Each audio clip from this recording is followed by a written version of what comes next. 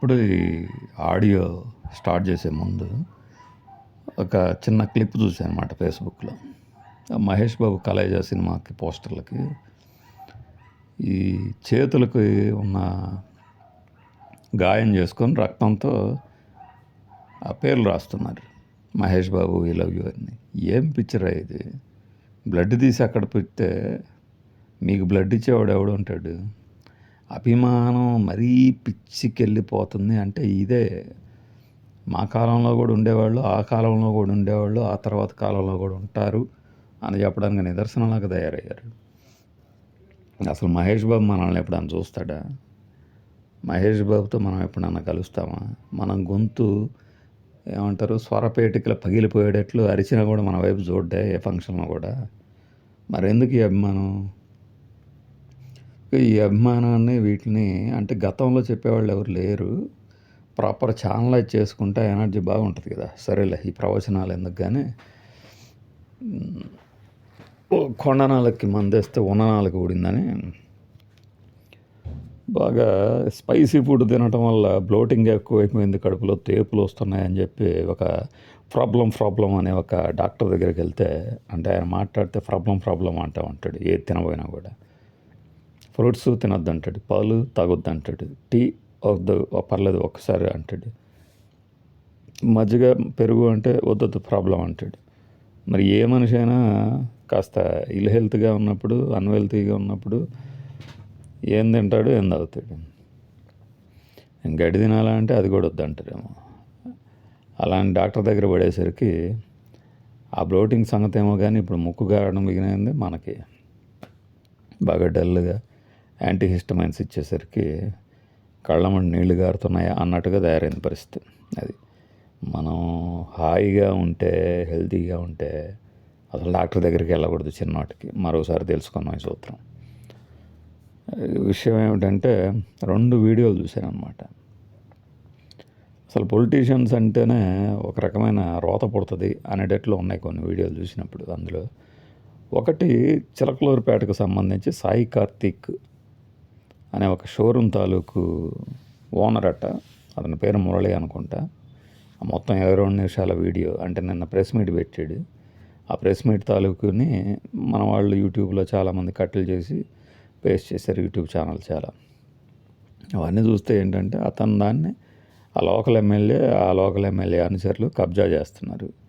పోయేది 10 నెలల నుంచి. మధ్యలో కోర్టులకు వెళ్ళారు, కోర్టు చెప్పింది. అతను చెప్తుంటే విన్నప్పుడు అనిపించింది అనమాట, ఇక కోర్టు మాత్రం ఎన్నిసార్లు అని తీర్పులు ఇస్తుంది అని చెప్పి.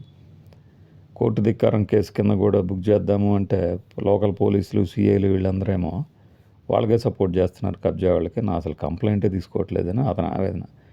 తండ్రి వాళ్ళ దగ్గర ఎవరి దగ్గర ఒకళ్ళ దగ్గర అప్పు చేశారంటున్నారు. ఆ అప్పు ఏమో చెప్పినంత లేదు. అసలు కూర్చొని మాట్లాడుకోవడానికి ఇలా చేయటం ఏంది, నా 60 కోట్ల ఆస్తి అంటాడు. పోనీ ఆ తండ్రి వయసు ఏమో 75 ఏళ్ళు. అసలు అతన్ని చూసి 15 కోట్లు ఎట్లా ఇస్తారు? అదైనా కూడా మనం మాట్లాడుకోవాలి కదా అంటాడు అతను. సరే వ్యవహారం ఎలా ఉన్నా కూడా అతను కొన్ని అడుగుతున్నప్పుడు అనిపిస్తుంది ఇదే అనుభవం మనకు వస్తే అని. పార్టీలు ఎవడైనా కానివ్వండి, ఇప్పుడు అతను టీడీపీలో ఉన్న వీఆర్ విత్ బాబు వెంటే నేను ఇవన్నీ ఫోటోలు చూపించినంత మాత్రాన చంద్రబాబు నాయుడు లోకేష్ వచ్చేసి వెంటనే కనకరించి వచ్చేసి అయ్యో ఏంటి మనోడికి ఇలా చేయటం ఏంటనే ఆర్డర్లు ఏమి ఇయ్యరు. ఎందుకంటే ఇలాంటివి చాలా చూసాం అంతంలో కూడా, ఏ పార్టీ ఉన్నా కూడా. మరి అతనికి న్యాయం ఎవడు చేస్తాడు? ప్రెస్ ముందుకు వచ్చి పెట్టాడు, బాగానే ఉంది. అన్ని ఛానల్ పేర్లు చెప్పాడు, ఎవడు రాలేదు నా దగ్గరికి. అసలు రమ్మని అడుగుతున్నా కూడా సమస్య ఏంటి తెలుసుకోవాలి నేను. అది ఒక వీడియో అయితే. ఇంకొక అతను అది ఒక ఎంపీకి సంబంధించింది. అతను ఏంటంటే ఈ సీమ జిల్లాల నుంచి కోనసీమ జిల్లాలకి వలస వెళ్ళిన పక్షి గెలిచాడు. ఇతగాడు ఏంటంటే తెర వెనక రాజకీయాలు చేశాడు ఎక్కువ. అలా చేయడం ద్వారా పార్టీని చానాళ్ళు పోషించాడు. అట్లానే 2014 ఎన్నికలప్పుడు ఒక కార్యకర్త కాదు, ఒక లీడరు నాకు టికెట్ ఇవ్వబోతే కృష్ణా కోసుకొని వస్తా అంటే నేనే కృష్ణాలు తీసుకొచ్చి వెలిగిస్తా అన్నాడు అని అప్పుడు అన్నారు. అంతటిది హీరో అనమాట ఇతగాడు. ఇతగాడి మీద ఆ పార్టీకి సంబంధించిన వాళ్ళే సమ్ రెడ్డి పేరేదో ఉంది, శివారెడ్డి మరేదో, అతను ఎలిగేషన్స్ చేస్తున్నాడు. ఇక ఏబి అన్నవాడట ఇతగాడిని వైసీపీ కార్యకర్త లేక అని రాశారంట. దాని మీద ఫుల్గా రఫ్ ఆడిచ్చి వదిలిపెట్టాడు. ఆ ఏబి అన్నోడు ముందు తెలుసుకోవాలి, నేను వైఎస్ఆర్సీపీనా, నేను బీజేపీలో ఉన్నా, నేను ఏ పార్టీనో మీకు తెలియదా, ఇలా రాస్తారా, వాడు ముఖ్యంగా రాసుకోవాలని చెప్పి చాలా ఎకరువు పెట్టాడు. అసలు జూన్ 4వ తారీఖు వచ్చి రాగానే 4 కోట్ల రూపాయలు ఇసుక లేపేసినాడయ్యా అని. ఎవ్వరు లేదు అసలు పార్టీలో. చంద్రబాబు నాయుడు గారిని చూసి వెనకడుగేశారు. ఈయనకు మాత్రం అసలు సిగ్గు ఎగ్గు లేకుండా 4 కోట్ల ఇసుక లేపేసాడు, బుల్డోజర్లు ప్రొక్లైనర్ పెట్టేసి అని ఎలిగేషన్ చేశాడు అతను. అదొకటే కాదు, ఇంకా లోకల్ వాళ్ళని ఓడించడానికి ట్రై చేసాడు. అలానే బీసీ జనం తాలూకు పొలాలు రాపించుకోవటానికి, అంటే అతను చెప్తుంది ఏంటంటే సినిమాలాగా అనిపించింది. ఏది పత్రాలు తీసుకొచ్చి సంతకాలు పెట్టు 30 లక్షలు తీసుకుపో అంటాడట.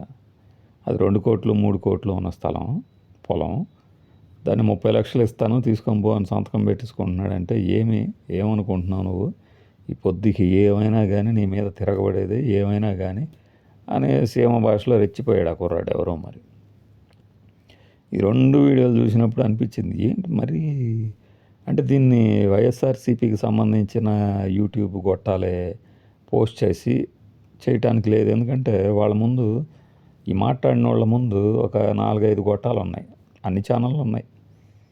పిలిచితే రాలేదనేది వాళ్ళు మాట్లాడిన మాటలు తీరుని బట్టి ఉంది. అంటే ఏంటి అసలు ఈ పొలిటీషియన్స్ అంటే గెలవడం ఆలస్యం, నా ఇష్టం వచ్చినట్టు నేను చేసేస్తానని పర్మిషన్ ఇచ్చేస్తారా? ప్రజలు ఏమీ చేయలేరని ఒక ధీమా అనమాట. సినిమాల్లో చూస్తే చాలా ఉంటాయి. మొన్నే ఒక చెత్త సినిమా ఒకటి చూసా, చంటి అని, రవితేజ చచ్చిపోయిన డైరెక్టర్ ఉన్నాడు కదా, చిత్తజల్ల వాళ్ళ తమ్ముడు, శోభన్ తీసాడు, 2వ సినిమా అతనికి అది. అందులో ఏదో నీ రాజకీయ జీవితాన్ని చంపేసా, ఇంక నేను చంపాల్సిన అవసరం లేదని చెప్పేసి వెళ్ళిపోతాడు హీరో గారు. అంటే సామాన్యుడు సాహసం చేయలేరు, మనల్ని ఎవడు నిలదీస్తే పిచ్చ కొట్టుడు కొట్టిస్తాం కదా అనేది అనమాట. అంటే ఏదంటే ఆ ఇన్సిడెంట్, ఈ మీ భూములు నాకు ఇచ్చేసేయండి 30 లక్షలు ఇస్తా అనేది చెప్పడాన్ని విని అప్పుడు అనిపించింది, ఏంటి సినిమాల చూపించేదా తక్కువ, సినిమాల కన్నా ఇంకా బయట ఎక్కువ ఉంటుందా అని. ప్రతిదీ బాధితులు అయ్యే తెలుసుకోవాలంటే కష్టం కదా. గతంలో కూడా జరిగే ఉంటాయి. ఇది ఒక నిరంతర సిధారా వ్రతం, ఈ అవినీతి ప్రక్రియ, దౌర్జన్యాలు అనేది. దీనికి ఏదో ఇప్పుడు ఏడు మాట్లాడుతున్నాడు, అప్పుడెక్కడ ఉన్నావురే ఇప్పుడెక్కడ ఉన్నావురే అనుకుంటే మన వాళ్ళు పైత్యం ప్రదర్శిస్తారు. అలా మూసుకొని మీ పెన్ను అన్నీ మూసేసుకొని పడుకోండి, అర్థమైందా? మిమ్మల్ని ఎవడు అడగల ఈ వీడియోలు చూడమని, ఆడియోలు వినమని, సబ్స్క్రైబ్ చేయమని నేను అడగట్లా. మన రోజువారీ కార్యక్రమాల్లో మన కామెంట్ ఇది ఎలా ఉంటుంది స్పందన అనేది 90% నిజాయితీగానే ఉంటుంది మనం చేసేది, ఎక్కడో కొద్దిగా అబద్ధం ఉంటుంది. ప్రతి మనిషి నికార్సుగా ఉండటానికి చెప్పుకోవడానికి ఉంటుంది, కానీ ఎక్కడ ఏది ఉండదు. ఫిజిక్స్లో చెప్పినట్టు పర్ఫెక్ట్ బాడీ అబ్జార్బరు, పర్ఫెక్ట్ అదే హీట్లో చెప్తారు అనుకుంటా, పర్ఫెక్ట్ అబ్జార్బరు, పర్ఫెక్ట్ ఎమిషర్ అంటే ఎమిట్ చేసేదని. అలానే మనం 100 పాయింట్లు రావడానికి ఆబ్జెక్టివ్ టైప్ ప్రశ్నలు ఆన్సర్లు కాదు కదా. ఆ కోణంలో చూసినప్పుడు అనిపించింది అనమాట, ఏంటరా ఇది అసలు ఇంత. అంటే ఒకవేళ ఇప్పుడు నేనే ఒక పొలిటీషియన్ అయిపోతే మనలో కూడా ఆ లక్షణాలు వచ్చేస్తాయా?